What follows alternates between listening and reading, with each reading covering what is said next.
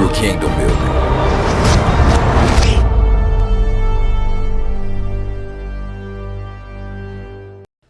All right.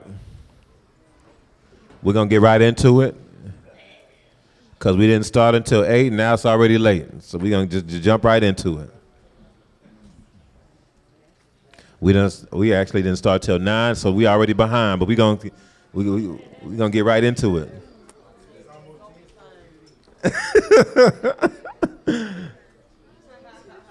So we're going to go into the rod and the staff. We're going to talk about the rod and the staff, part 2. Hallelujah. All right. So this is a part 2 from what we talked about before Sukkot. And that was before Sukkot. We done went into Sukkot. And so y'all done already forgot. So we're going to do a short recap and then we'll wrap it up. We'll keep it. It won't be long. All right. What we talked about was the rod and the staff, right? The Hebrew word for staff was mateh. That word means staff, rod, or... So the same word for the staff is the word for tribe. That's why even when you look at my staff, oh man, my son just laid out in the middle of the floor.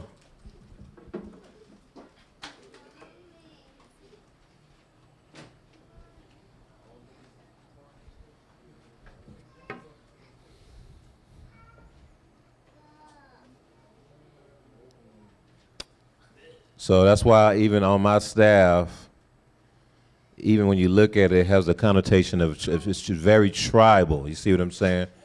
You had the breastplate of the priest on there. You even had the head of the lion. You even had an aleph.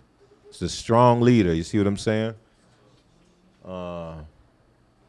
This says Yahuwah and Yahusha on it. And it has my name, Asaph. It's the strong leader who secures a word.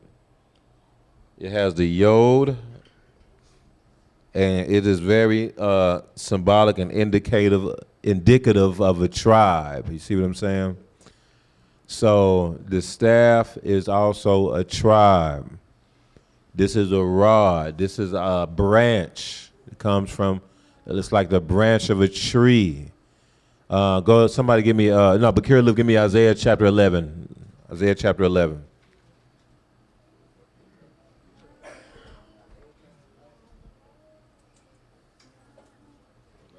Have y'all ever heard of the term family tree? That's a biblical term, believe it or not. I know we use that in Babylon, but that's a biblical term. The family tree, the tree represents a family, and then the branches represent a lineage. You get what I'm saying? A whole tree is being cut down is symbolic of a whole, like branches is like a whole bloodline being cut off, but a tree is that whole family. You know, not just that lineage, but the whole entire nation, family being cut off. You see what I'm saying? So, it's just some things to think about. But nevertheless, all right. So let's keep going. So the breakdown of Mateh. It's a bloodline receiving the gift of the Ruach HaKodesh. Y'all remember that? Or it's about a bloodline that's receiving the gift of another Ruach, of an unclean Ruach. Because we know that Ruach's attached to bloodlines. You see what I'm saying? So that goes back to generational bloodlines, generational curses. You know the dude who, his granddad sold drugs, dad sold drugs. Then Lil Duty, he walking around, he already moving and selling drugs. He only 15. I remember it showed you that, man, those Ruachs attached to bloodlines, for real. What we saw even today with these deliverances, a lot of the deliverances that happened was based off of Ruachs that was attached to bloodlines. A lot of the deliverances that happened wasn't based off of stuff you might have did. It could have been you didn't do it. It came from something your parents did or your grandparents. It could have been something that your great-great-great-great-grandparents did. Y'all, these Ruachs ain't no joke. They attached to bloodlines. They seek out to destroy you. Once they destroy you, they move on to your children. That's the goal. So then that's how they can just, in a sense, just last forever. In a sense, it's not literally forever, but to last for generations. Is by assigning themselves to a bloodline they don't have to ever let go. Y'all don't know how rare it is to be in a place where there's authority over unclean ruachs. Ruachs, usually they're able to just chill in the bloodline for generations. They don't think they ever gonna go nowhere because it's very rare to be in any place where somebody has authority over them and can cast them out. You see what I'm saying? But Yahuwah has set us apart to be redeemers of bloodlines. So we coming in like, yeah, nope, you gotta go. And they're like, what? Been in your bloodline for 5-6 generations. They blown away. Like, what? No. Yes. Come out. And that's what's been happening. And so now your children ain't gonna have to deal with that same stuff. It's amazing. And I think sometimes we take it for granted how amazing that is. But that's a staff. The staff is a lineage, it's a bloodline. The staff also, give me Isaiah 11, Bakir Luf. We're just gonna skim through this.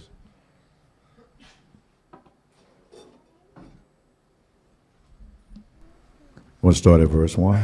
Start at verse 1. There shall come forth a rod from the stem of Jesse. You see that? Does it come forth the what? A rod. That word rod is choter. But nevertheless, keep going. And a branch shall grow out of his roots. So we know what this means, right? You see a rod and a branch. It's talking about a family lineage. Keep reading. If y'all don't get it, keep reading. The spirit of Yahuwah shall rest upon him. So that's a ruach that's attached to this bloodline, to this lineage. Y'all see that? Okay, through. Y'all getting it. Hallelujah. All right, great. Y'all helping me out. We get through this. Keep going. The ruach of wisdom and understanding. The ruach of counsel and might. The ruach of knowledge and of the fear of Yahuwah. All right, we'll keep going. Let's read through verse 4. His delight is in the fear of Yahuwah, and he shall not judge by the sight of his eyes, nor decide by the hearing of his ears. But with righteousness he shall judge the poor, and decide with equity for the meek of the Eretz. And he shall do what? He shall strike the earth with the rod of his mouth. Oh, snap. He declares against the nations. He's a declarer. Keep going. And with the breath of his lips he shall slay the wicked. All right, we'll leave it at that. So, but nevertheless, and the word for rod of his mouth is sabet. We're going to get into that.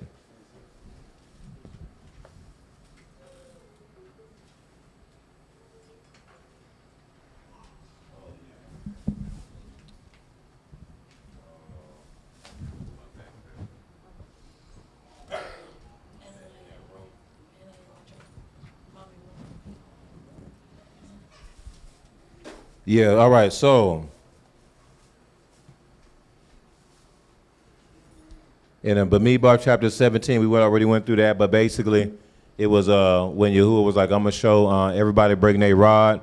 There was rebels in the camp. Aharon took his rod, and this rod sprouted almonds, right? It sprouted, his mate, his staff, it sprouted almonds. It says, and behold, the rod of Aaron of the house of Levi had sprouted and put forth buds, had produced blossoms, and yielded ripe almonds. So that was confirming that he had a fruitful branch, a fruitful bow. And the almond tree is the menorah, according to Torah. According to Torah, if you go to Shemot, Vayikra, and Bamidbar, no, Shemot and Vayikra especially, I believe Bamidbar as well.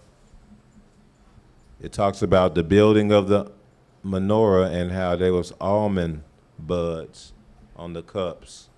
So that's how you know the menorah was not only as a tree, but it was an almond tree, okay? It was an almond tree. Now, oh, here go my phone. The word for almonds, it's about the awakening. It's about the awakening. And y'all see what I'm saying. Let's go to Exodus.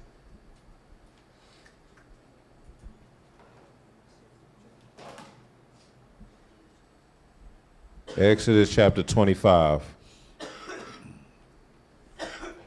Go to Exodus chapter 25, verse 33. Put it up in your blue letter Bibles if you have them. I want y'all to see this. Exodus 25, verse 33. Let's get that, Bakir Aloof. Yes, sir. Everybody there? 3 bowls should be made like almond blossoms on one branch, with an ornament knob and a flower, and 3 bowls made like almond blossoms on the other branch, with an ornamental knob. So this is talking about the details surrounding the menorah.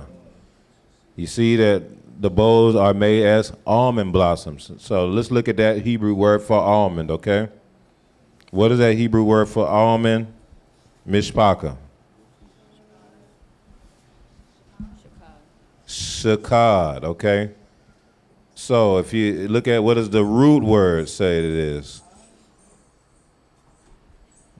It's shaked. Y'all see that? The root word? It's the same exact word, isn't it? Y'all see that? The only difference is the vowel points, and we know in the ancient there ain't no vowel points. So what it's showing you is that the root word is the same word. You get what I'm saying? So let's click on that root word to see what it means. Okay. So it's saked. It says saked just means almond tree, right?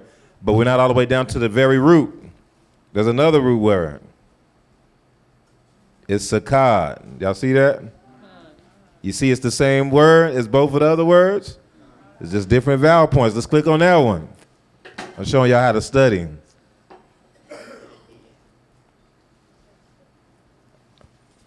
Is there another, now when you're on sakad, what does it say? Is there another root word to this? It says this is a primitive word, root word, don't it? That means we're down to the very root of this. And what does it mean? Yes, yes. Because the almond tree is about the awakening. See what I'm saying? It's about the great awakening. It means to awake, to be alert, to be watchful. And it's those who were awake, alert, and watchful who woke up during this awakening. The almond tree is the first tree, one of the first trees to blossom after the dark season. So after the dark season is over around February, March, when the dark season is starting to transition back into the time of light, when all the trees are still bare, the first blossoms you'll see are almond blossoms. See what I'm saying? So that's why it's symbolic of the awakening. So keep that in mind. All right. All right, so now we're going to go into the other word for staff. The rod staff is sabet. That was in the Torah portion in Bamidbar 29. Who already the Torah portion? Oh, yeah, I thought I was going to say nothing, see?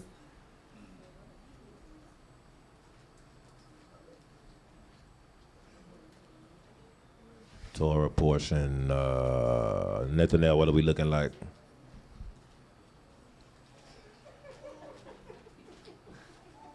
You hear me, Yahoo? Show me Yahoo read the Torah portion, huh? Hallelujah.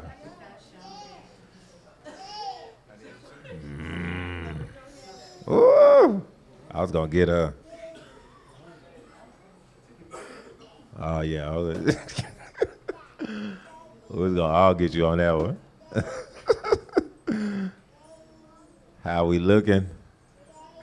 What are we cooking? See, we could have had brisket and a biscuit at Sukkoth's. but it didn't work out. 100%, hallelujah. 100%, all praise to the Most High. Oh, I'm being too loud, huh? It's too late for that, huh? Well, we 100% though. That's all that matters though. Nah, we got to start over. That's week 1. Yeah. Had to start over. No brisket today. If we do it for 6 more weeks, we can look at the brisket. Yep. All right, so look at this verse, Devarim 29. Y'all see it on the screen? So that there may not be among you man or woman or family or tribe. That word tribe is actually the same word for Ra, it's Sabet, whose heart turns away today from Yahuwah or Alua to go and serve the Elohim of these nations, and that there may not be among you a root bearing bitterness or wormwood. So it's about not having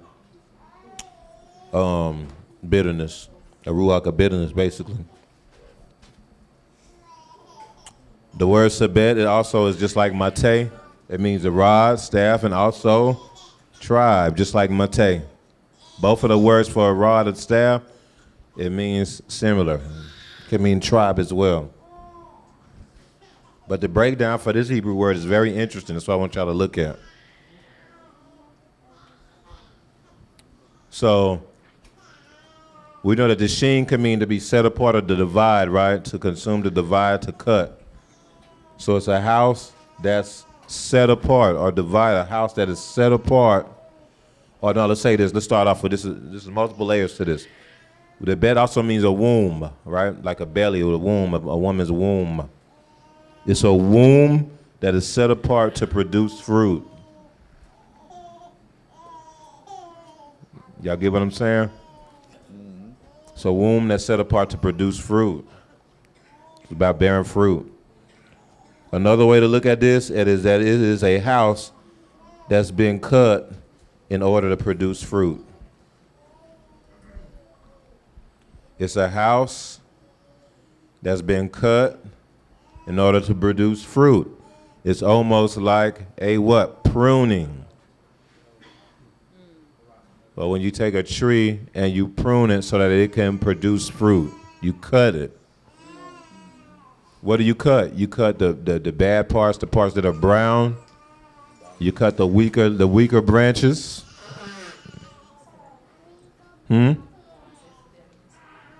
Yeah. You cut the parts of the tree that seem like it's not receiving the water right, huh? It seems like it's not receiving the water right. Because it's brown. Everything else receiving the water. Everything else looking green. This branch brown, it's not receiving the water right. It's not receiving, they're not receiving the word. And so eventually it's just being it's sucking up all the resources. So as a through steward of your garden, you're going to start pruning and cutting those bad branches. You're going to have to start cutting those branches. All right, here's another breakdown. So this is something the Most High showed me recently surrounding the sheen. It's not just about cutting and dividing, but another way to look at the sheen. Y'all see it?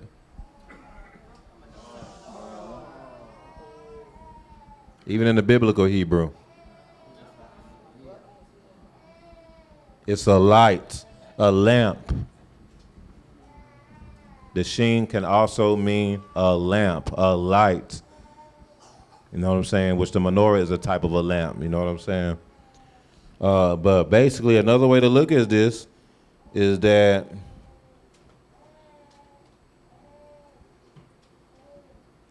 it's a house that produces fruit and is a light to the nations. A house that produces fruit and is a light to the nations. That's why Yahusha talked about how Yahusha talks about a lamp and how to let your light shine before men and things like that.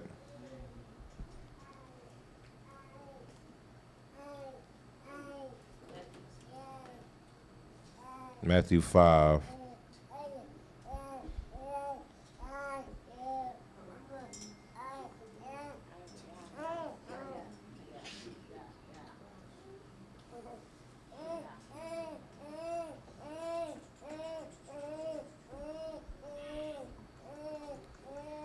Bakir, live, give me Matthew 5, verse 16. Told about. Start with verse 14. Matthew 5, verse 14. Yes.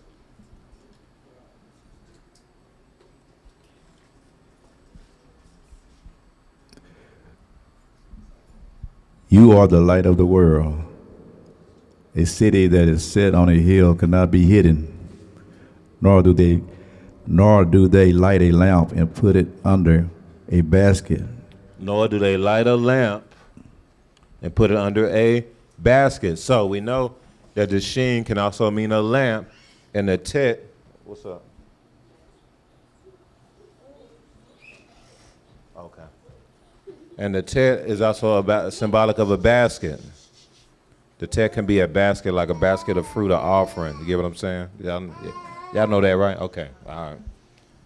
So nor do they light a lamp and put it under a basket, but on a what? lampstand. But on a lampstand. And it does what? Gives light to all who are in the house. It gives light to all who are in the house. So you see Shabbat in this whole verse. You see the sheen, bet, and the tet in this verse. Keep going. Let your light so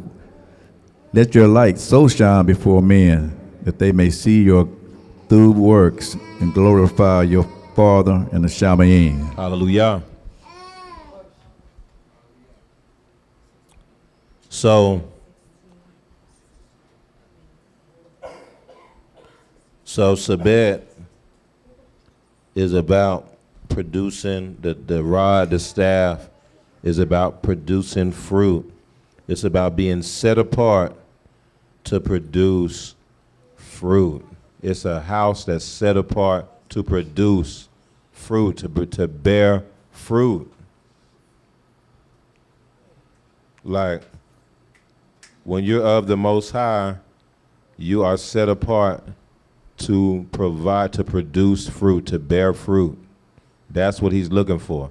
When the Most High talks about don't come to the feast days empty-handed, he's coming to see and to inspect what kind of fruit you are bearing. That's why when we came to Sukkot, it was thub, because what's your fruit? Okay, in Genesis 1, when it said be fruitful and multiply, what was the scriptures talking about? What was one of the biggest themes of Sukkot this year? The Yeladim. The Yeladim did really well this year. I'm not saying it's perfect, but man, I can't, man, like,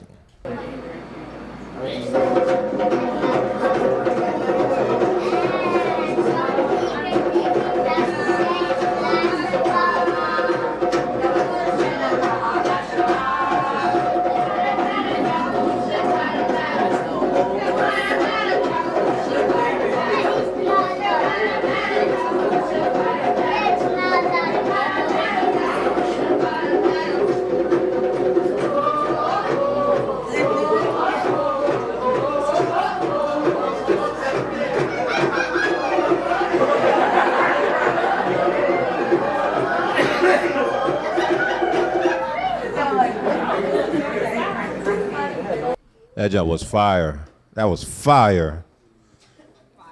I know it's too late, I know. But this is one last thing I'm gonna say and we'll close. But so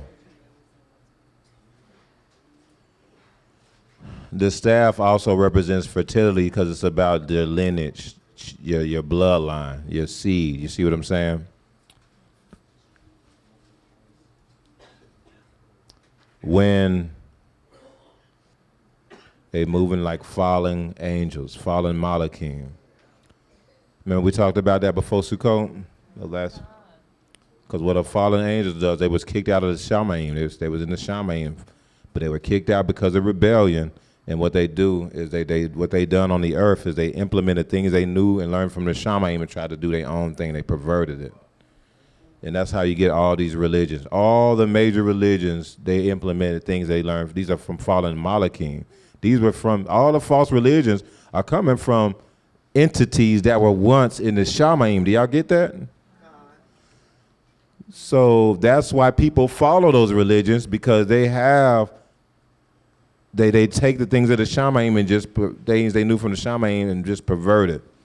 That's why a lot of the major religions have sacrifice. They have temples. They have, it's not done according to the word, but they have those things. They are aware of those things because they had access to those things at one point in time, but were kicked out due to rebellion. And this is why I'm bringing that up. Is because the other nations been trying to so that the obelisk was a sign of fertility. The Washington Monument is like a thing that goes straight up and then it's a point. It's real big. That's actually a sign of fertility. It's actually a symbolism of a male part, sign of fertility. You know what I'm saying? They have one in Egypt, the ancient obelisk in Egypt. But so we look at that and we automatically sign it off. Oh man, that's pagan stuff. That's of the other nations. But understand that that's like the staff and stuff like that has similarities as far as the symbolism. Not the same, but similarities. You know what I'm saying? The staff is about a tribe, which the tribe is about a bloodline. See what I'm saying? It's about a bloodline. It's about a lineage, which is related to fertility. That's why Aharon's staff budded. It bore fruit. It said it bore ripe almonds because it's a sign of being fruitful and multiplying of that lineage. And that's really what happened if I talked about this before. If you look down the road, the Levites, the sons of Aharon ended up being, and by the time of King David, they were in the thousands. By the time you get to the Brit Hadashah, oh man, it was so many sons of Aaron that they probably would do it once in their lifetime when the lot fell on them to do the incense. They might get to do it one time because there was just so many of them. You see what I'm saying? They were a fruitful branch. You see what I'm saying? They were a fruitful bowl.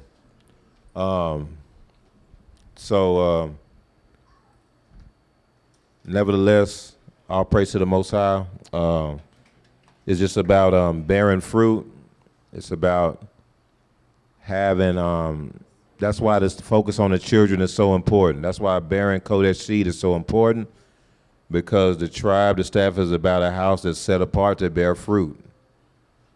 Yahuwah has set us apart to be a fruit-bearing people. He's starting all over with us. You see what I'm saying? He's starting all over with us. So we're a house that's set apart to bear fruit as an offering to the Most High. Hallelujah.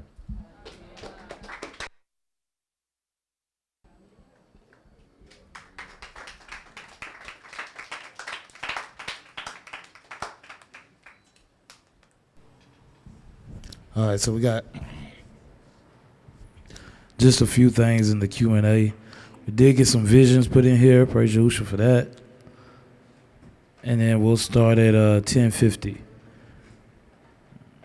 So this is Imayasha. She said, Mushal, about the cutting down of lineages and bloodlines. You said that very same thing about all the tree branches that fell after the last freeze. Remember, there were tons of trees and branches that fell all over Texas. Yeah, I do remember that. That was huge. And you know what we did? The root word for almond reminds me of the 10 virgins that Yahushua speaks about. Only 5 of them were awake or alert to be prepared for the coming of the bridegroom. Okay, now that's huge. Oh, snap. And Nathaniel, man, that's huge because I meant to mention that and didn't. Oh, keep reading. You want to bring out the point right there. They made sure they had oil in their lamps. That's it. Y'all see that? The other 5 were asleep and were unprepared. Oil in their lamps. Remember that Shabbat, that Sheen also, the word for rod, that Sheen also is about a lamp.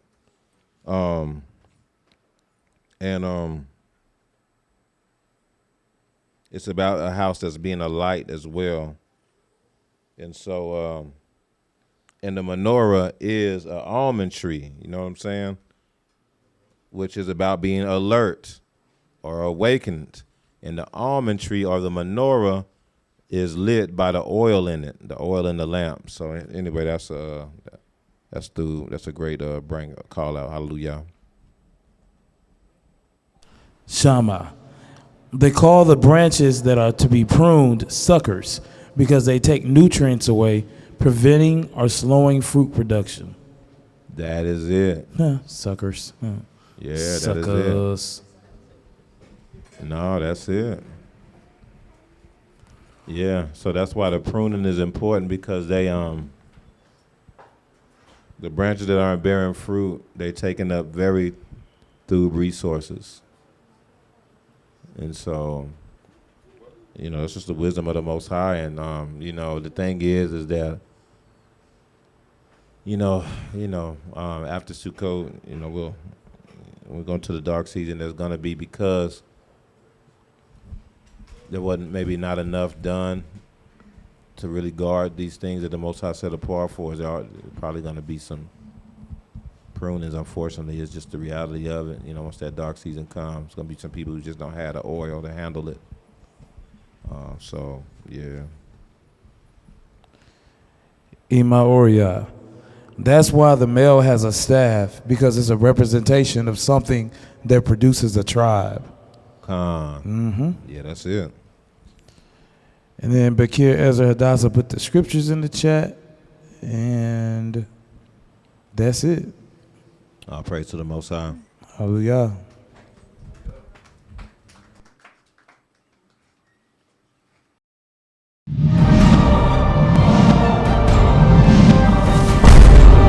Rebirth of a nation. Hebrew kingdom building.